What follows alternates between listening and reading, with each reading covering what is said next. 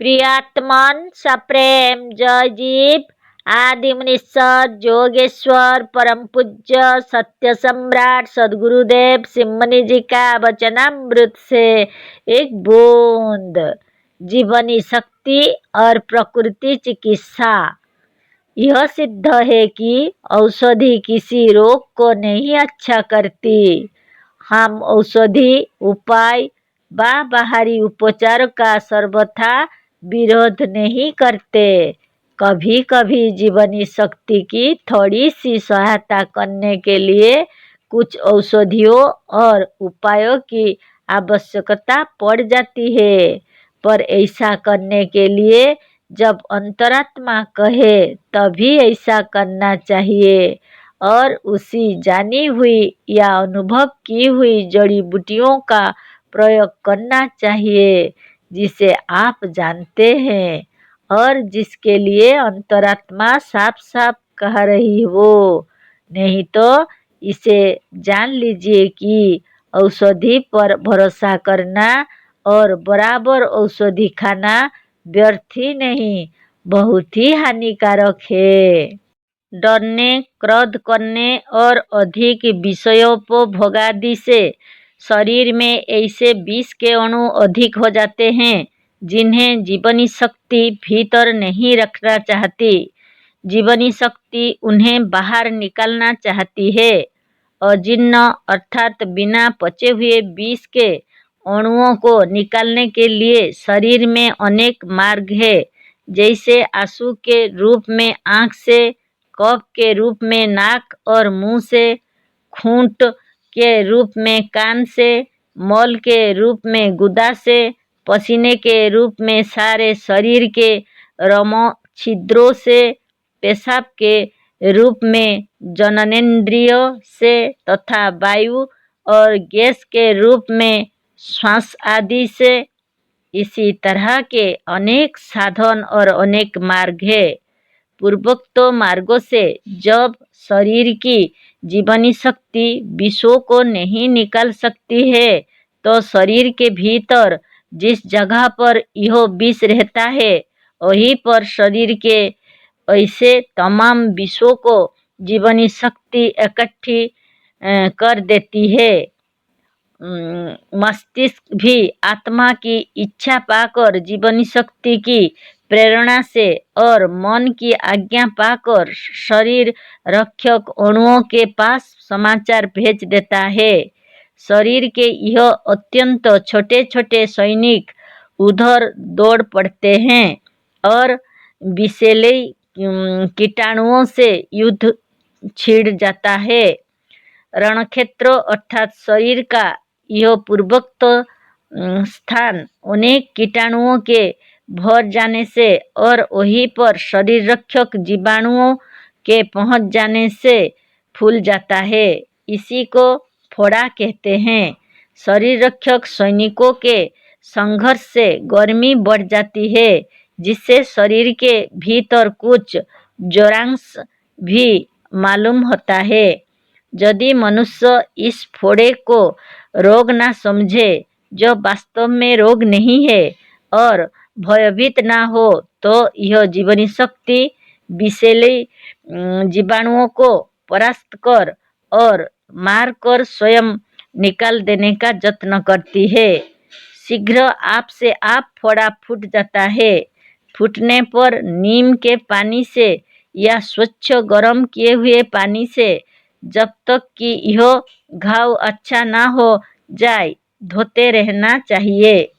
यदि घाव के भीतर सुराख हो या पोल हो तो शुद्ध और साफ कपड़े की एक पतली बत्ती लेकर तपाए हुए शुद्ध घी में डुबाकर इसमें जहाँ तक आसानी से जा सके भर देना चाहिए।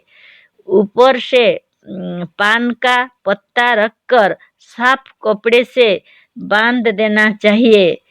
इससे फोड़े पर मक्खियाँ नहीं बैठेगी और फोड़ा साफ रहेगा, जिससे जीवनी शक्ति को अपना काम करने में सहायता मिलेगी और फोड़ा जल्द अच्छा हो जाएगा। कभी कभी बहुत ही विषैली फोड़ों को यदि वो अपने से शीघ्र ना फूटते हो और उस जगह दर्द हो तो बड़े होशियारी के साथ किसी अस्त्र से उसके मुंह को खोल देना चाहिए। बहुत दिनों से मनुष्य फोड़ों को फोड़ने के लिए अस्त्र से काम लेता आया है। इससे शरीर के जीवाणु अपनी इस शक्ति को निर्बल बना चुके हैं। पर यदि हमारे इन पूर्वोक्त सिद्धांतों को समझ लिया जाए और इसके अनुसार कुछ साधन भी किया जाए तो मनुष्य कभी बीमार नहीं पड़ेगा। फोड़े को निकालने का अवसर ही नहीं मिलेगा। इन सिद्धांतों के अनुसार प्रत्येक गृहस्थों को थोड़ा थोड़ा नित्य कुछ साधन भी करना चाहिए। सिद्धांतों को केवल समझ लेने से पूरा काम नहीं चल सकता। साधन से मनोबल बढ़ता है और मनोबल के बढ़ने से हृदय में विश्वास होता है और विश्वास से जीवनी शक्ति बहुत ही तेज और बलवती हो जाती है। साधन भाग को विस्तार से जानने के लिए आप एक बार हमारा बनाया हुआ सचित्र योग साधन और योग दर्शन शास्त्र मुनीश्वर भाष्य नाम का ग्रंथ अवश्य देखें।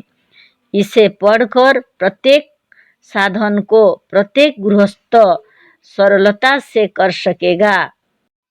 जिस मनुष्य ने तत्वों से हमारे इन सिद्धांतों को समझ लिया है या जो अपने आत्मबल, मनबल और जीवनी शक्ति को पहचान कर सचमुच निर्भय हो चुका है, उसे कोई रोग नहीं हो सकता।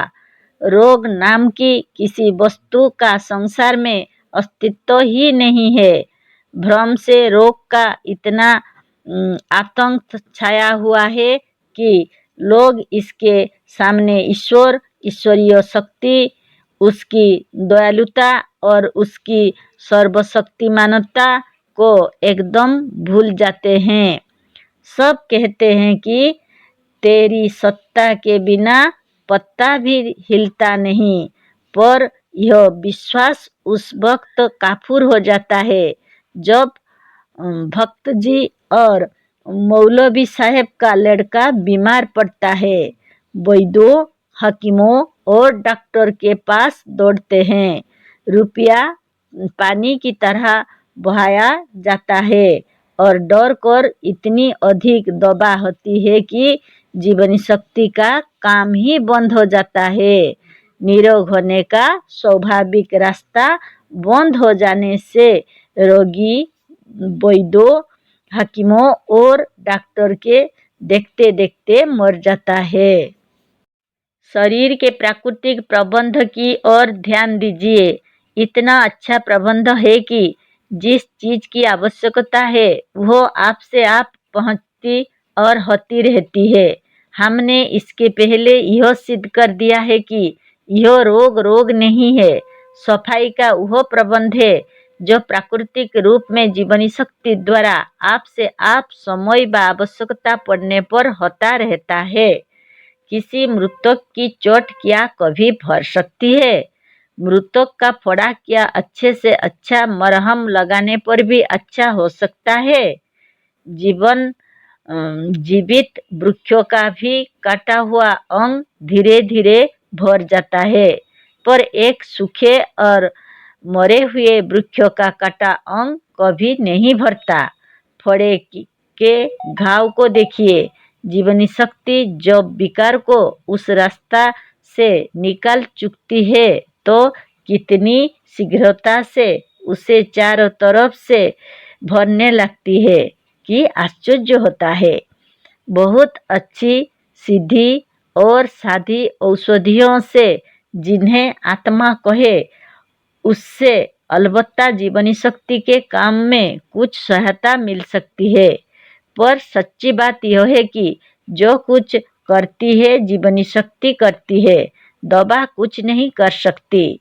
दवा करने वालों की अपेक्षा दवा ना करने वाले मजे में रहते हैं, क्योंकि 100 में 99 दवा रोगों को बिना पहचाने उल्टी दे दी जाती है।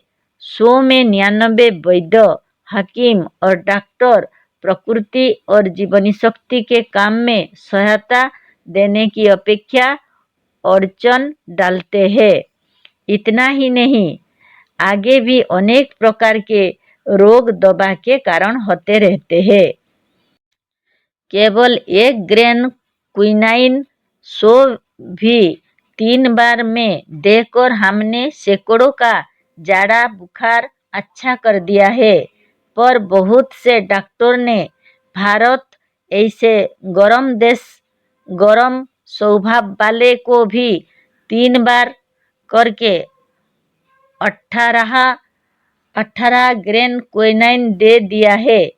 ज्वर अच्छा हो जाने पर और इतना क्विनाइन खा लेने पर भी यदि वह मनुष्य जीता रहा तो इससे थोड़े दिनों के बाद अनेक रोग में फंस जाते हैं। अतः अनेक रोगों का कारण वैद्य, हकीम और डॉक्टर है। विचार करने की बात यह है कि कोबे में कोई वैद्य, हकीम और डॉक्टर नहीं है। यही कारण है कि इनमें रोगी भी नहीं देखे जाते। कौवे का हॉस्पिटल कहीं नहीं है, अतः कहीं के कौवे रोगी नहीं है। मनुष्यों में जो वैद्य, हकीम और डॉक्टर बढ़ने गए तो रोग भी बढ़ता गया।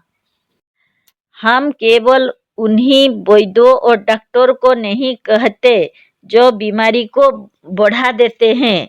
जो बीमारी को अच्छा कर देते हैं वह भी मनुष्य का उपकार ही करते हैं, क्योंकि यह अपनी दवा की शक्ति से सफाई के कार्यों को सफाई हो जाने के कुछ दिन पहले ही बंद कर देते हैं। इससे कुछ दिनों, महीनों या वर्षों के बाद वही या कोई दूसरा रोग वही या किसी दूसरे अंग में बहुत ही दुखदायी और भयंकर रूप धारण करके आता है। रोग नहीं है, इस बात पर हमारे बहुत से पाठक कहेंगे कि जब रोग होगा तब मालूम होगा। वह कहेंगे कि जब असह्य पीड़ा होने लगती है तब हम कैसे कहें कि यह रोग नहीं है।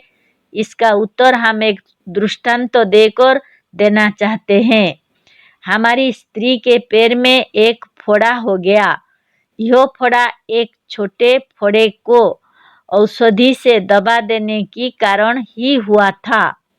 अस्तु कारण जो कुछ हो, पीड़ा फोड़ा हुआ और उसमें पीड़ा होने लगी। अपने से वह शीघ्र फूट नहीं सका। बात यह है कि बचपन से जब शरीर के फोड़े चीर-चार कर शस्त्रों और दवा के बल पर अच्छे किए जाते हैं तो शरीर का वैसा ही स्वभाव हो जाता है। शस्त्रों के और विषैली औषधियों के प्रयोग से जीवनी शक्ति कमजोर होती जाती है।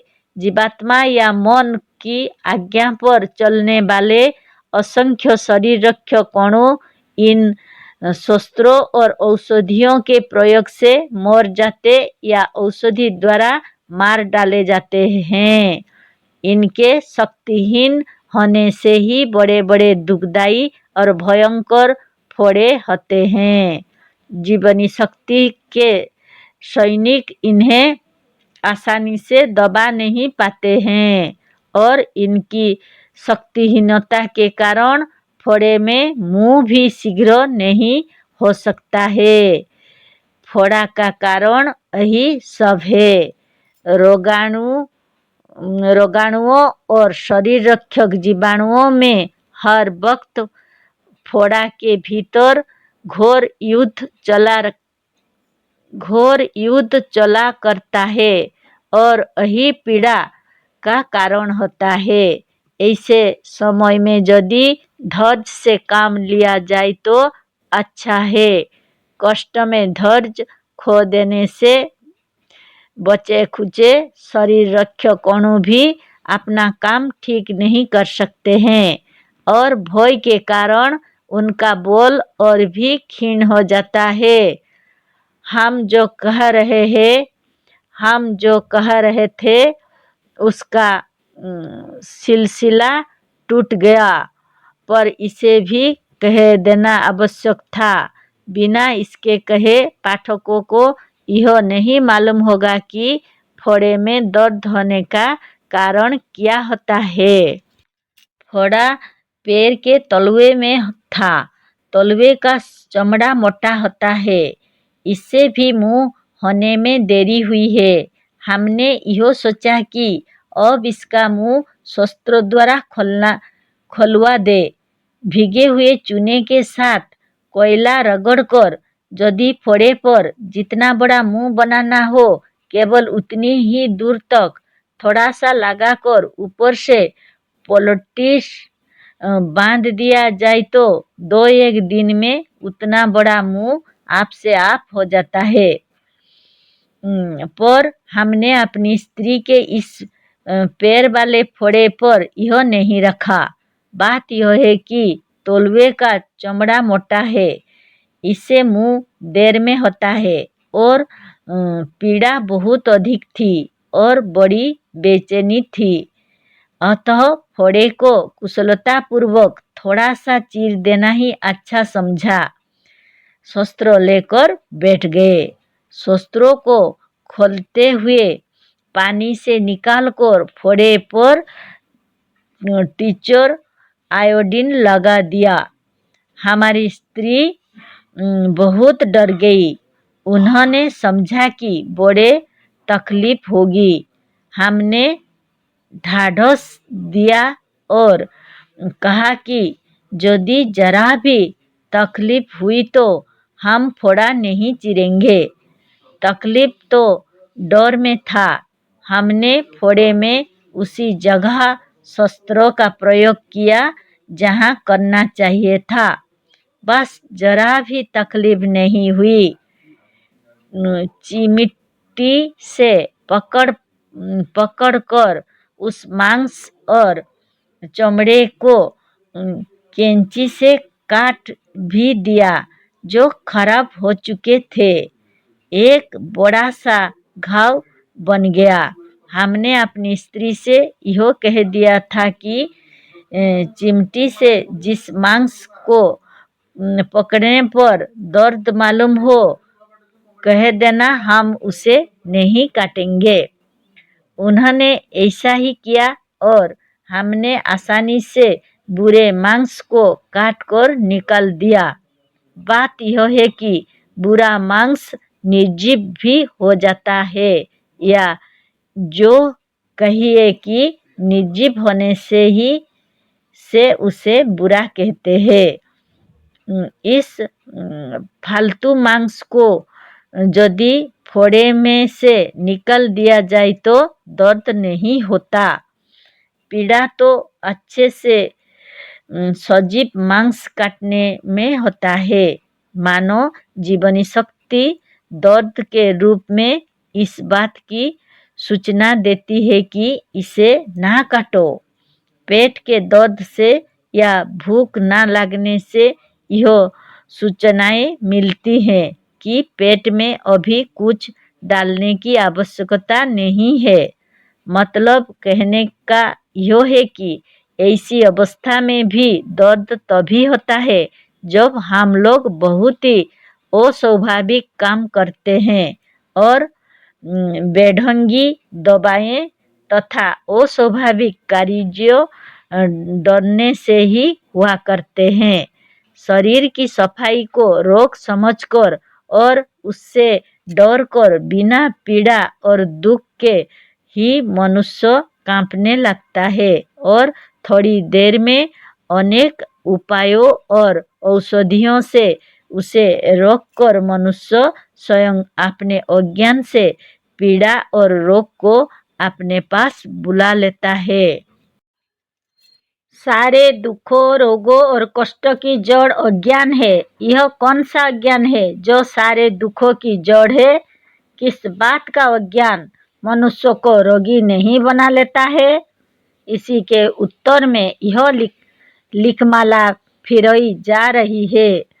असत्य को सत्य समझना ही अज्ञान है। जिसका अस्तित्व नहीं है उसका अस्तित्व मानना ही अज्ञान है। जो कहीं नहीं है उसे ही सब जगह मानना अज्ञान नहीं तो क्या है? शायद हमारे कुछ पाठक ना समझे हो तो इसे और स्पष्ट कर देते हैं। ईश्वर सर्वव्यापक है, यह हमारा कोई नवीन सिद्धांत नहीं है, पर हमारा कहना यह है कि यदि निरामय, निर्विकार, निष्पाप और पवित्र परमात्मा सब जगह और सब में व्यापक है तो रोग, दोष और दुख कहाँ है?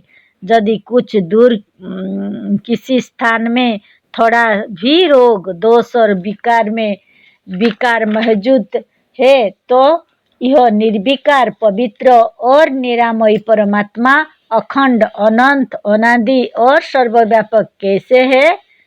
जहाँ से वह ईश्वर नहीं है और जहाँ पर रोग है वही से ईश्वर का खंडन हो जाएगा। वहाँ ईश्वर का अंत हो जाएगा और वही ईश्वर की आदि भी होगी। पर ईश्वर अखंड वाला और अंत वाला नहीं है, वह एक देशी भी नहीं है, और यदि ऐसा हो तो वह ईश्वर ही नहीं साबित होगा। पर ईश्वर है और यदि वह है तो उसका अस्तित्व मानने पर वह आवश्यक होगा कि रोग का अस्तित्व ना माना जाए।